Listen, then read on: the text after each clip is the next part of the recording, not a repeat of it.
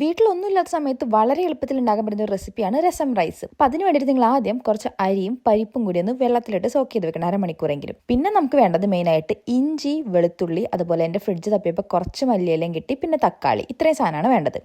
ഇനി ഒരു കുക്കർ വയ്ക്കുക, ഓയിൽ ഒഴിക്കുക, അതിനകത്തേക്ക് കുറച്ച് കടുകിട്ടൊന്ന് പൊട്ടിക്കുക, പിന്നെ നമ്മുടെ ഇഞ്ചിയും വെളുത്തുള്ളിയും ഒന്ന് ജസ്റ്റ് വാട്ടിയെടുക്കുക. അതൊന്ന് വാടി വരുമ്പോൾ നമുക്ക് നല്ലപോലെ ജീരകം ഇട്ട് കൊടുക്കാം, പിന്നെ കുരുമുളകും അതുപോലെ ഉണക്കമുളകും. ഈ ജീരകം, കുരുമുളകും, ഉണക്കമുളകും നിങ്ങൾക്ക് ചതച്ചിടാൻ പറ്റുന്നുണ്ടെങ്കിൽ അങ്ങനെ ഇടുന്നതാണ് നല്ലത്. പിന്നെ അതിനുശേഷം നമുക്ക് കുറച്ച് തക്കാളി ഇട്ട് കൊടുക്കാം. ഇനി അതൊന്ന് വഴറ്റിയെടുക്കാം നല്ലപോലെ. തക്കാളി നല്ലോണം ഉടഞ്ഞു വരുമല്ലോ. ഇപ്പൊ നമുക്ക് കുറച്ച് മഞ്ഞപ്പൊടിയും പിന്നെ കുറച്ച് കായപ്പൊടിയും, പിന്നെ നിങ്ങൾ പച്ചമുളക് ഇടുന്നുണ്ടെങ്കിൽ മുളക് പൊടി ഇടണ്ട. എൻ്റെ പച്ചമുളക് ഇല്ലാത്തതിനെ കുറച്ച് മുളക് പൊടി ഇടുന്നുണ്ട്. ഇനി മസാല ഒന്ന് വഴറ്റിയെടുക്കാം. അവസാനമായിട്ട് കുറച്ച് കായപ്പൊടി കൂടി ഇടാം.